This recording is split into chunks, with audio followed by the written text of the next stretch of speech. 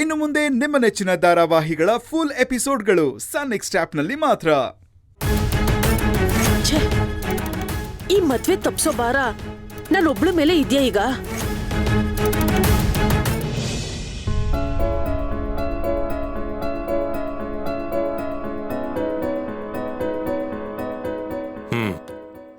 ಆಯ್ತಾ ಕಳಶ ಎಲ್ಲ ತೆಗೆದಿಟ್ಟಿದ್ದು?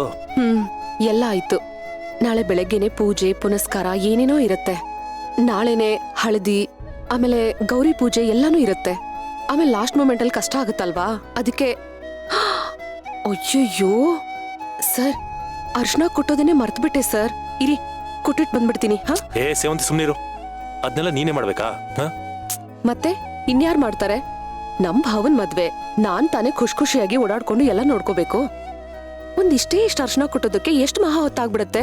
ಹಿಂಗ್ ಹೋಗಿ ಹಿಂಗ್ ಬಂದ್ಬಿಡ್ತೀನಿ. ಸ್ವಲ್ಪ ಹೊತ್ತು ಪ್ಲೀಸ್. ಏ ಸೇವಂತಿ ಮಾತ್ರೆ ಇವಳ್ದ್ಯಾಕೋ ತುಂಬಾ ಅತಿ ಆಯ್ತು. ಬರೀ ಮದ್ವೆ ಕೆಲ್ಸನೇ ಮಾಡ್ಕೊಂಡಿದ್ದಾಳೆ, ಆರೋಗ್ಯದ ಕಡೆ ಒಂಚೂರು ಗಮನ ಇಲ್ಲ.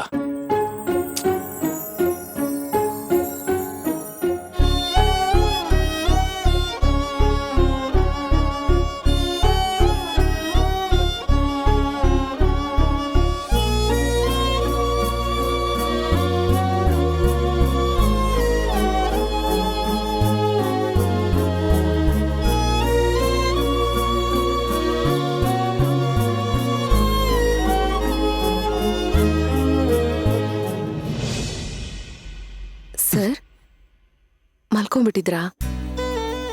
ನೀನು ನಿನ್ ಕೆಲಸ ಎಲ್ಲ ಮುಗಿಸ್ಕೊಂಡು ವಾಪಸ್ ಬಂದು ರೆಸ್ಟ್ ಮಾಡೋವರೆಗೂ ನನಗೆಲ್ಲ ನಿದ್ದೆ ಬರುತ್ತೆ ಹೇಳು?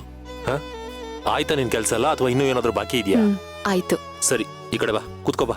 ಸರ್, ಒಂದು ಚಿಕ್ಕ ಕೆಲಸ ಇತ್ತು. ಶೂ, ಏನು ಮಾತಾಡೋ ಹಾಗಿಲ್ಲ, ಸುಮ್ನೆ ಬಂದು ಕೂತ್ಕೋಬೇಕು ಇವಾಗ.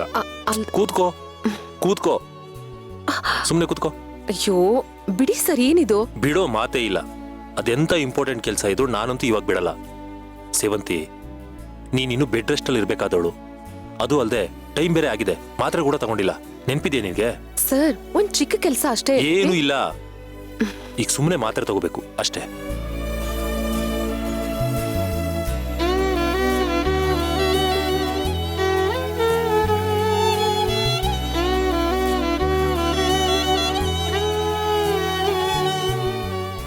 ಮಾತ್ರೆ ತಗೊಳ್ಳೋ ತನಕ ಬಿಡಲ್ಲ.